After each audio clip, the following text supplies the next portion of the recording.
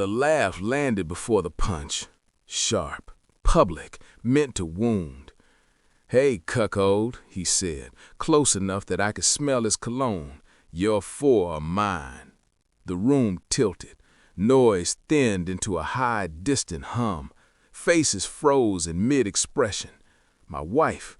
No. The woman wearing my wife's face stared at the floor like it might open and swallow her whole. I remember the weight of my fist, the dull, unfinished sound of it meeting bone. His laugh cut off like a snapped wire. He went down. People shouted. Someone pulled me back. Hands grabbed my arms. None of it mattered. The damage was already done. Not to him, but to me. Because the laugh wasn't the beginning, it was the confirmation. As security dragged him away, bleeding and stunned, he smiled at me from the floor, a slow, knowing curve of the mouth. That was when I understood. This wasn't about humiliation. This was about ownership, and I had already lost. I didn't confront her that night. I sat at the kitchen table long after everyone was asleep, listening to the house breathe. The refrigerator clicked on and off. The clock ticked with surgical precision. 4 children, 4 rooms, 4 bedtime routines I knew by muscle memory. I replayed moments I had dismissed for years, doctor visits I hadn't attended, comments about how none of them looked like me, her strange defensiveness whenever I asked about family resemblance, the way she flinched when I joked about genetics. I had called it coincidence. Love makes you generous with excuses. Her phone buzzed on the counter. I didn't touch it. I didn't need to. The laugh had already done its work. I watched her the next morning as she packed lunches, calm, efficient, maternal. She kissed my cheek like she always had, a perfect performance. I felt nothing, just a quiet, expanding hollow where certainty used to live. I didn't accuse. I didn't ask. I started counting. I moved like a man conducting an audit. Blood tests, discreet, professional. 4 samples collected with smiles and bandages and stories about routine checkups. I told myself the lie would collapse quickly, that one test would be enough. It wasn't. Phone records followed. Patterns emerged. Names repeated. Gaps aligned too neatly to ignore. I watched her at night, memorizing tales I'd never learned to read. The way she turned her phone face down. The way she stopped saying names aloud. I ordered my own test last. That was strategic. I needed the frame before the picture.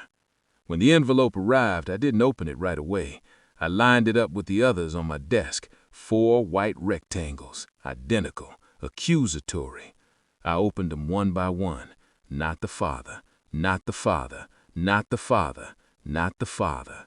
The words didn't hurt. They clarified.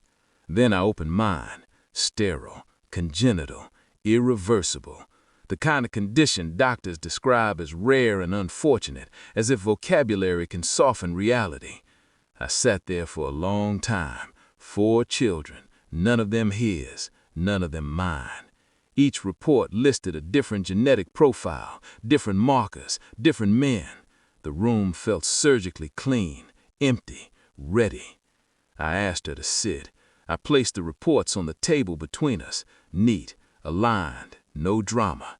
She reached for the first page, then stopped. Her hand started shaking before her eyes finished reading. Silence stretched, thick, unforgiving. "How long?" I asked. She cried. Of course she did. Apologies poured out. Explanations followed. Fear, loneliness, mistakes.